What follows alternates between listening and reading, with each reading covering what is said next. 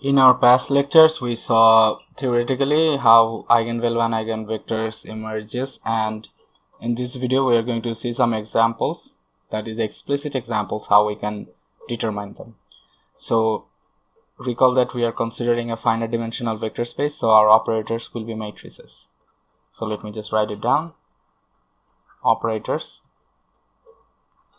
are matrices in the finite dimensional case.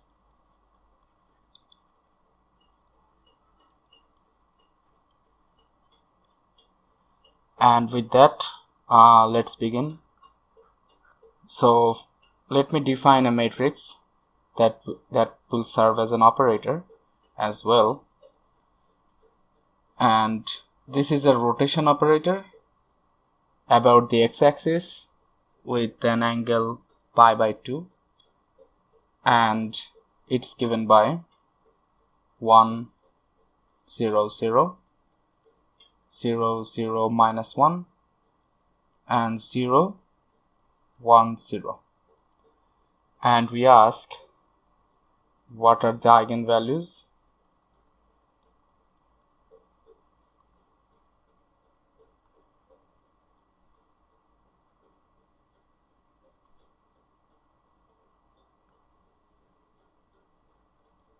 of this operator,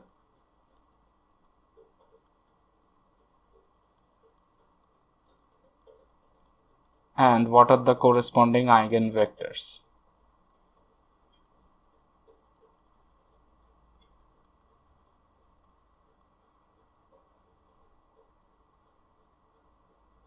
So let's try to answer them. If you recall that the eigenvalue equation will be something like this.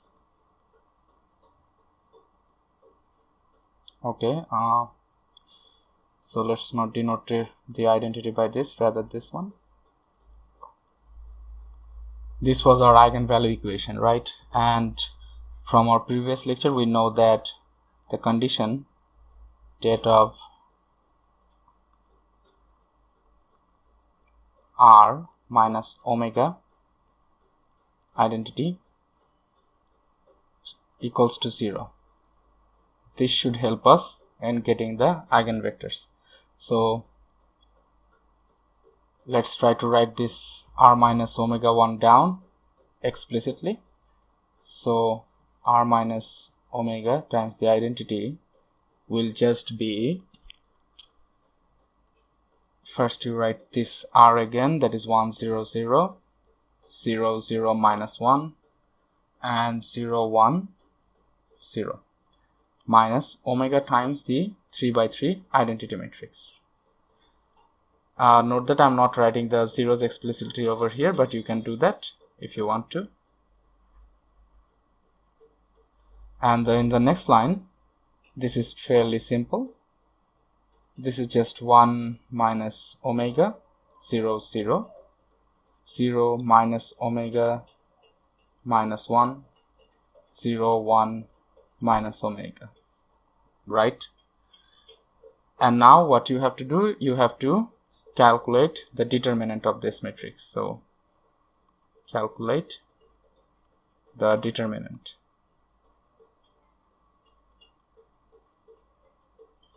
So the determinant of this, that is r minus omega 1, will be, first take 1 minus omega, and this is just omega squared, and there will be a plus 1, so this is omega squared plus 1, and all of these are 0, so this will be 0 times this 0 minus times minus omega. But here, since these are all zeros, all these entries will be 0, and we have to set this determinant to be 0 as well. So this will give me 1 minus omega times omega squared plus 1 equals to 0, right? And from here we can conclude that omega is equals to 1 or omega squared plus 1 is equals to 0, which will correspond to omega equals to plus minus I. This I is our imaginary number,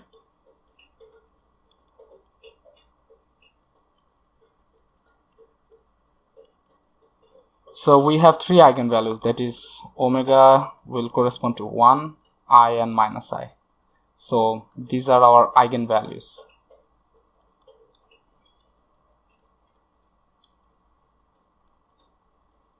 And now comes the job of finding the eigenvectors. And to find the eigenvectors, we need to use this equation, but in a new manner, that is just pulling the omega 1 to the left hand side. So let me write it down over here. To find, now we want to find the eigenvectors.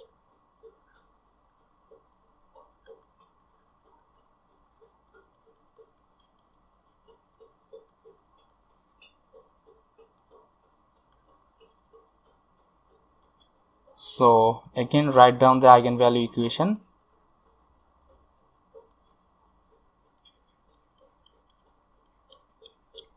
And then you can write it as r minus omega identity with v equals to the null vector.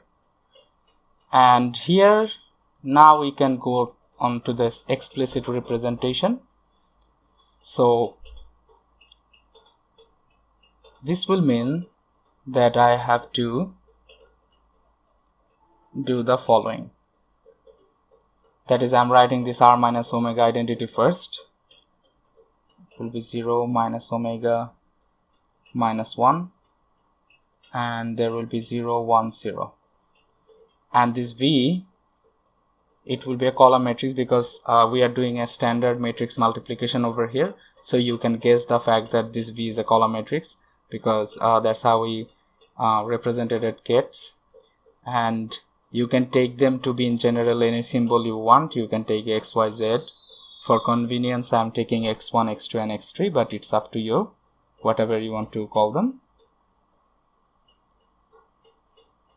And this is our null vector, so this will be 0 0 and 0. So technically now you have to find out some more column matrices in terms of x, x1, x2 and x3. So let's try to do it, but the idea that will be helpful and is essential for finding the eigenvalues, I mean eigenvectors. Oops, I made a typo over here. There should be a minus omega. As I was talking about, the essential idea behind finding these eigenvectors will be to solve these equations, that is solving for x1, x2 and x3. And let's see. And for each eigenvalue, we expect to find an eigenvector, because you see there are three values of omega, so there should be three cases for this equation. Let's call this equation 1. So first we want to try with omega equals to 1, and we have to put it in this equation, that is putting omega equals to 1 in equation 1. We get 1 minus 1, then we will have 0 0, then I'll have 0 minus 1, because omega is equals to 1 and it came as minus omega, so this is just minus 1. There is another minus 1 over here. 0 1 minus 1, and you will have x1, x2, x3, which will be equals to 0 0 0. Now if you carry this out and equate the components on both sides, you will have, okay, let me just write down another step so that you can understand it perfectly.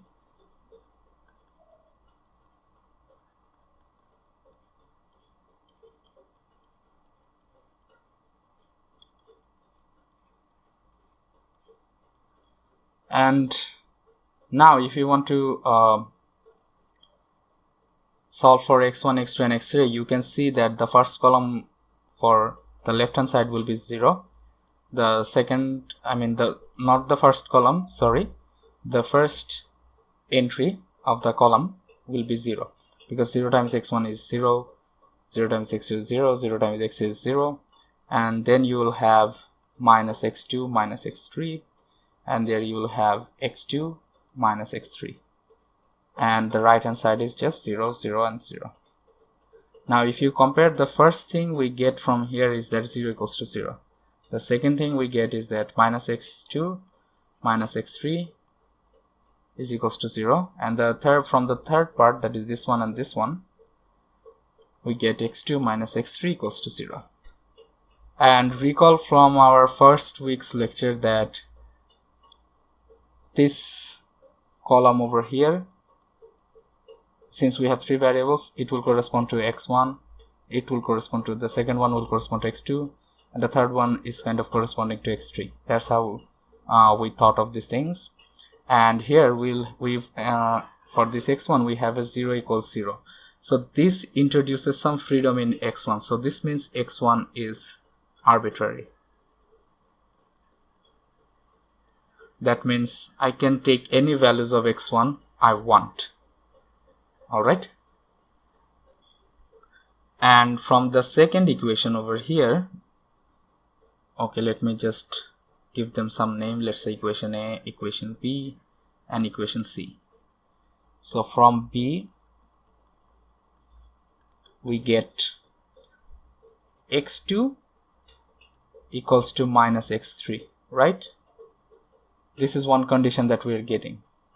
So let me just mark that. And finally, from equation C, we are getting x2 equals to x3. So what does this mean? This means x2 and x3, both of them are 0, because if you just take a look at these two equations over here, from this part over here, let's call it equation, I don't know, let's call it Roman 2, and let's call it Roman 1. So this guy tells you x2 and x3 are equal, but if you put 2 into 1, so putting 2 into 1, you'll have x2 is equals to minus x2, right? Because this equation over here is telling you x2 and x3 are equal. And finally you can conclude x2 is 0, and then by equation 2 or by equation 1, whatever you like, but appropriate choice is equation 2. That is, when you have this x2 equals to 0, you can also see that x3 is also 0. So we have all the informations that we needed. That is, we found out about x1, so this is arbitrary, I can take any value I want. Then I got x2 and x3 to be 0. So the eigenvector corresponding to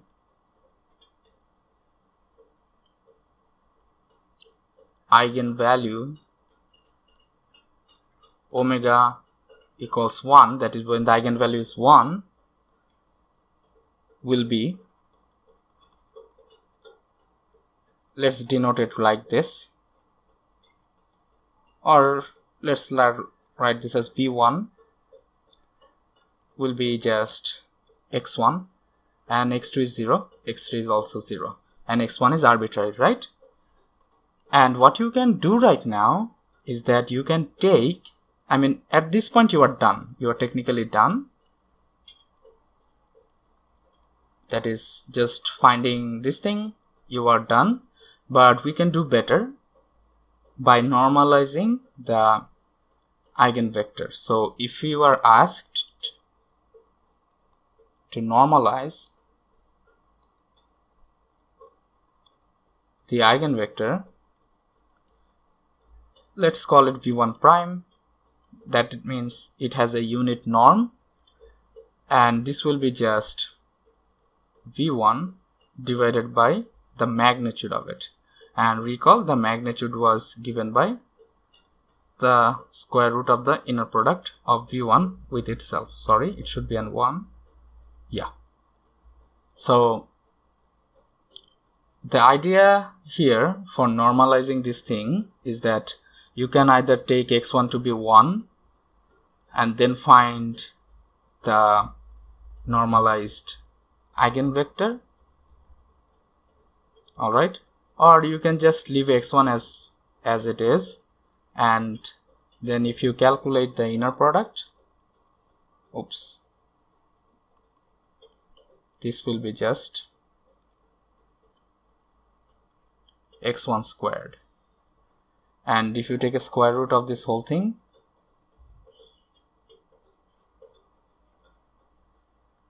this is just x1.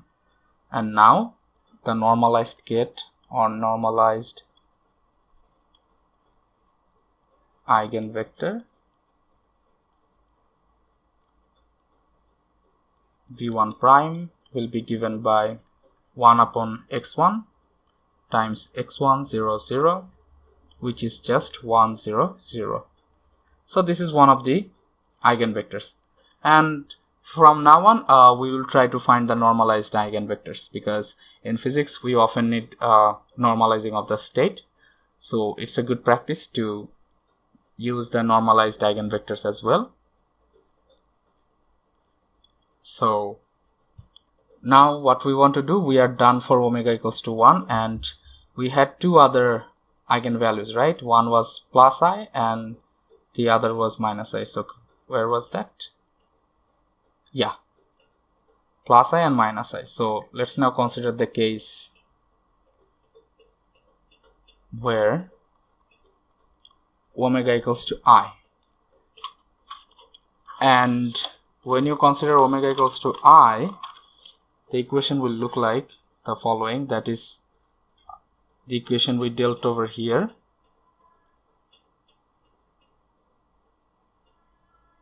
Okay, so yeah, this one. Again, we have to use this equation, or so to say this equation here. So when omega equals to I, you need to write down the matrix itself. Okay, let me choose another color. So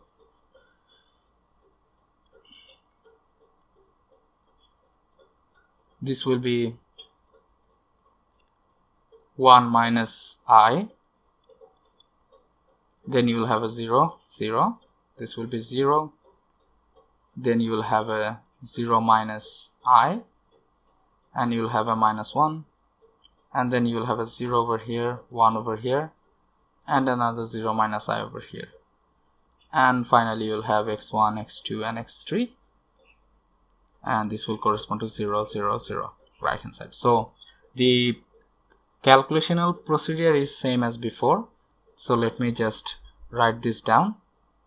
This will be 1 minus I times x1, the second one will be minus I x2 minus x3, and the third one will be x2 minus I x3, and on the right hand side it's just 0 0 0. So now you have to equate this guy with this guy. So this is just again ordinary matrix algebra. So the first component will give us 1 minus I x1 equals to 0, and this means x1 minus I x1 equals to 0. And if you are a bit familiar with complex numbers, then you can say the real and the imaginary part get separated and both of them are 0 individually. As a result, x1 itself is 0, or from here you can just say, okay, I got some number over here and it's multiplied with x1 and I have a 0, so x1 in either way is just 0. Okay, now let's consider this equation, that is the second equation over here. This guy gives us minus I x2 minus x3 equals to 0, and this will tell us that x3 is equals to minus I x2, right? Or you can equivalently write x2 equals to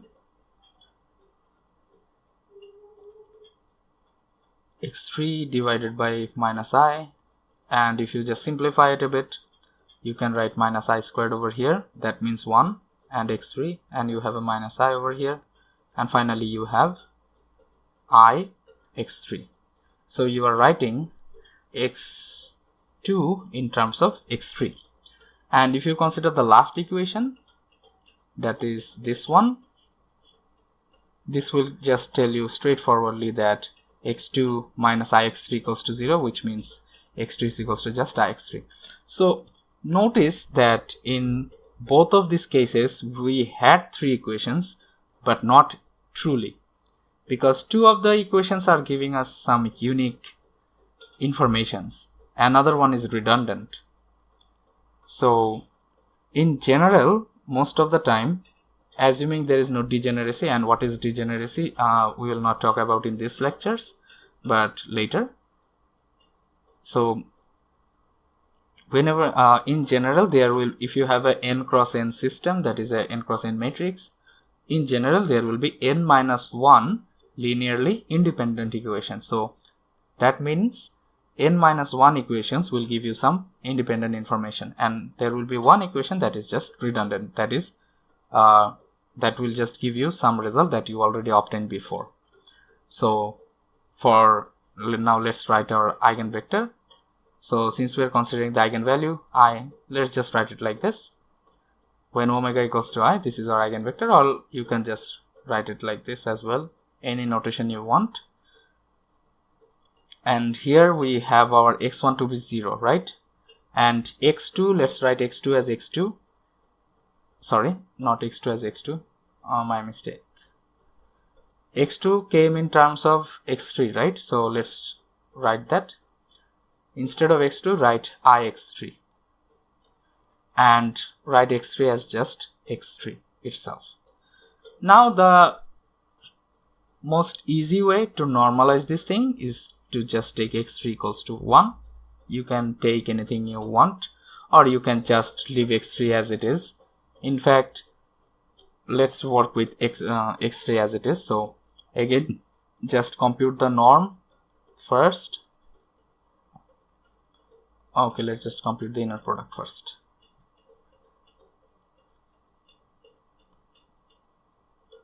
Up to this point you are done, but now we are just normalizing this whole thing.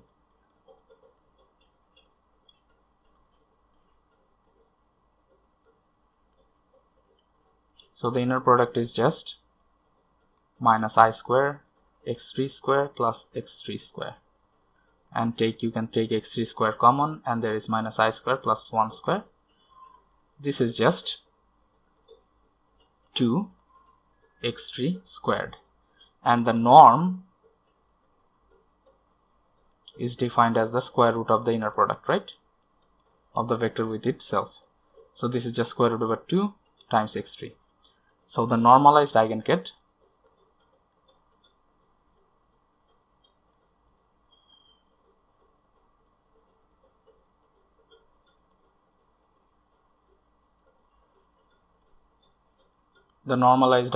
will be, let's call it vi prime, and this will be given by v of I. That this I actually means the notation I am using in this video, that is when our eigenvalue is the imaginary number itself and divided by the norm, right? That is, you take the vector, you divide it by the norm, so that this normalized eigenket will have a unit value. So let's write it as square root over 2 x3, and this was just 0 I x3 and x3. So now this is equivalent to just 1 upon square root over 2 0 I 1. And a similar calculation for omega is equals to minus I will yield omega is equals to minus I, and the normalized eigenket will be something like 1 by square root over 2. It will be 0 minus I 1. So the eigenkets are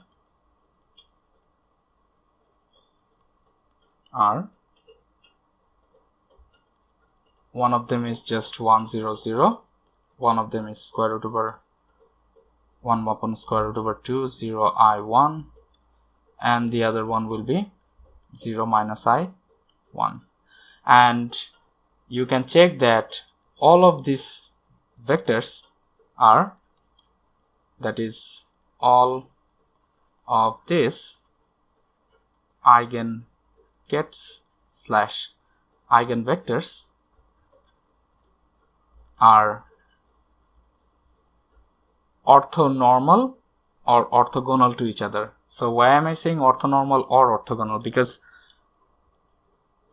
in either way, the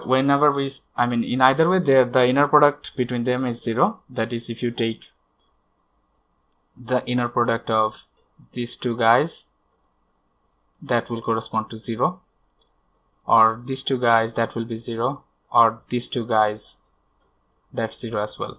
So the reason we are saying orthonormal over here, because I am using the normalized get, and orthonormal means you have some vectors whose inner product are 0 and they have a unit norm. So this is just some terminology, but the main idea is that whenever there is no degeneracy, something we are not considering in this video, your eigenvectors will be orthogonal to each other. And one important thing to note about eigenvalues is that eigenvalues are basis independent. So this is a very important thing to remember about eigenvalues, because if you have a similarity transformation, something we haven't discussed yet in our videos, but from your assignments, you have seen that under some similarity transformation, the trace or the determinant, they don't get changed. And what we will see in the future lectures is that eigenvalues will be basis independent. So that's why they will be very important to us. And let's consider another short example that will be I won't be able to show the full details, but let's try to consider a short example, and just to make the calculational procedure clear, let's say you have a matrix of 1 2 3 1 like this, and you denote the eigenvalues as lambda, and you want to find the eigenvalues and the eigenvectors. So again, the idea is to just subtract from the diagonal elements, and then we want to have the determinant of this to be set to 0. So if you just do that, this is just 1 minus lambda squared, and oops, instead of 3, let's just take 2. I don't want to take 3. I can take 3, but let's say I don't want that right now, just for the sake of simplicity. This is minus 4 and this is equals to 0. So this will tell us 1 minus lambda is equals to plus minus 2. So lambda will be 1 plus minus 2. So that means lambda will have two values, that is 3 and minus 1. And if you proceed as before, so for lambda equals to 3, we will have 1 minus 3, 2, 2, another 1 minus 3. So you will have, oops, sorry, there will be x1 and x2, because this is a 2 cross 2 system, so we expect our eigenvectors to have 2 entries in their columns, and there will be 0 0 over here. And finally you can see that there will be minus 2 over here, minus 2 over here, and all of these entries are 2, so let's just take 2 common, and you have minus 1 1 1 minus 1, and x1 x2, which is equals to 0 and 0. And if you again multiply this, you will have these two conditions, minus x1 plus x2 equals to 0, and x1 minus x2 is equals to 0, and both of them correspond to the same thing, that is x1 equals to x2, right? Because from this equation over here you are getting x1 equals to x2, and from the second equation as well. So this again reflects the comment that whenever there is no degeneracy, if you have n cross n system, you should have n minus 1 linear independent equation. We have a 2 cross 2 system, so n equals to 2, and we have 1 linearly independent equation. So since we have x1 equals to x2, we can write our eigenvector for, let's say, lambda equals to 3. Lambda equals to 3. Let's call this vector as 1 with some ket notation. And we have x1. Since x1 is equals to just x2, we can write it as x1. And you can just normalize it. And if you normalize it, this will be just 1 by square root over 2, 1 by 1. This is one of the eigenvectors, and another eigenvalue was -1. So let's try for lambda equals to -1, and now you will have 1 plus, because it had the following form over here, that 1 minus lambda, right? So lambda is equals to -1, so that should give me 1 plus 1, 2, 2, and 1 plus 1. So again x1 and x2, and you have a 0, 0 over here, and you will have 1, 1, 1, 1 over here. 2 is factored out, x1, x2, 0, 0. And if you multiply again, this will just give you x1 plus x2 equals to 0. The second line will give you the same thing, and these two correspond to, oops, sorry, there should be a 2. x1 equals to minus x2, right? So writing the eigenvalue for lambda is equals to 2, lambda equals to -1.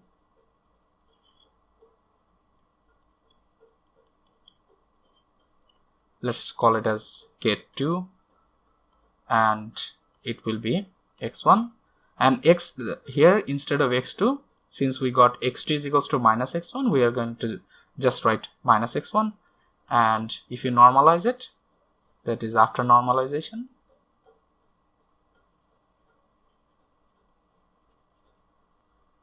this is just this. So this is how you can find eigenvalues and eigenvectors of a given operator that is represented with matrix. And you might ask, why are we writing this x1 and x2, right? Because if you just look at our eigenvalue equation,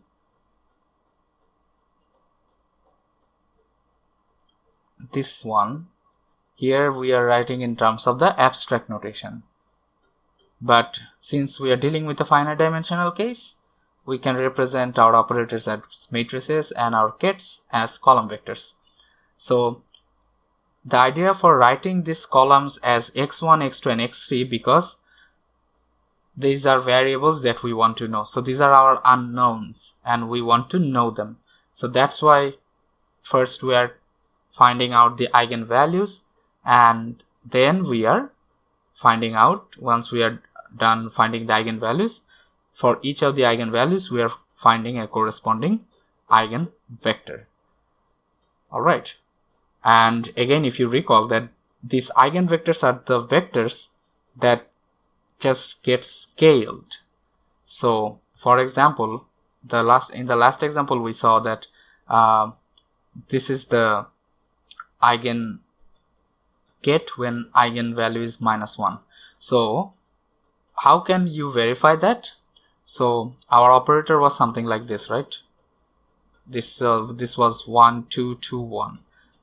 So this was let's call it a 1 2 2 1. This is our operator, and let's call this get 2 like we used to, and we want to see what happens when a acts upon 2. So 1 2 2 1, and this is a normalized eigenket, so let's take it 1 minus 1, and you can just write the scalar in front, it doesn't matter. So let's see what happens. So 1 times 1 is 1, 2 times -1 is just -2, so this is just 1 minus 2, and then you have a 2 minus 1, and this is just 1/2, sorry, square root over 1/2, and here you have a -1, and here you have a +1. So see, if you just take the minus common, that is -1, if you bring this out and you plug this whole thing inside a, let's say, a parenthesis, just to distinguish. But this is what we started 2 with this, right? 2 was defined as this whole guy, that is, let me just write it down again for your convenience. So we started 2 with this. Oops, sorry, there should be a minus sign over here because I'm taking the minus common. So yeah, 2 as 1 -1, right? And here you just have a -1, and the column with the 1 upon square root over 2 is just giving you back the same vector, but it's now rescaled. So this is exactly what our eigenvalue problem told us, that these will be the vectors that will just get scaled, but they won't mix up, or the components won't mix up in such a manner for this case. So this justifies that whatever calculation we did from theoretical perspective and from these examples are correct, and they do satisfy our eigenvalue equation. And this will be it for today, and I'll see you guys on the next lecture. Thank you.